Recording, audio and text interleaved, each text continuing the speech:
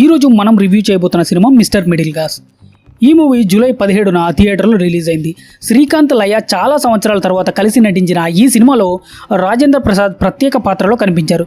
Comedy దర్శకుడు G Nageshwar Reddy ఈ సినిమాను డైరెక్ట్ చేశారు.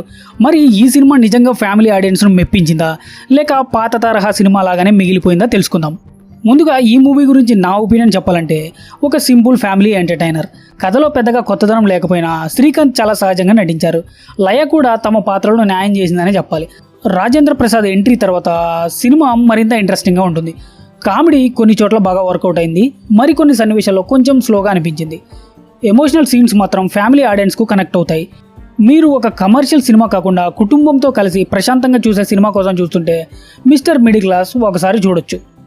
ఇక ఈ మూవీ కథ విషయానికి వస్తే, వెంకటరమణ శ్రీకాంత్ ఒక సాధారణ మధ్యతరగతి వ్యక్తి. ఇంటి ఖర్చులు, అప్పులు, కుటుంబ బాధ్యతలు ఇవన్నీ భుజాలపై వేసుకొని జీవిస్తుంటాడు.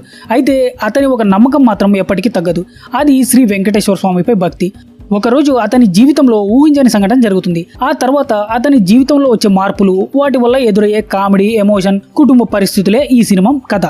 ఇక ఈ సినిమా గురించి ప్లస్ అండ్ మైనస్ పాయింట్స్ గురించి మాట్లాడుకుంటే, ముందుగా ప్లస్ పాయింట్ శ్రీకాంత్ గారి నటన, రాజేంద్ర ప్రసాద్ పాత్ర, ఫ్యామిలీ ఎమోషన్స్, కొన్ని కామెడీ సీన్స్. ఇక మైనస్ పాయింట్స్ గురించి మాట్లాడుకుంటే, కథలో కొత్తదనం లేకపోవడం, ఫస్ట్ హాఫ్ కొంచెం స్లోగా ఉంటుంది, విఎఫ్ఎక్స్ చాలా వీక్ గా ఉంటాయి. ఇక ఫైనల్ వర్డిక్ట్ ఏంటంటే, మొత్తంగా చూస్తే మిస్టర్ మిడిల్ క్లాస్ కొత్త కథ చెప్పే సినిమా కాదు, కానీ ఫ్యామిలీతో కలిసి నవ్వుకుంటూ ఎమోషనల్గా ఒకసారి చూడాలనుకునే వాళ్లకు ఇది ఒక మంచి ఎంపిక.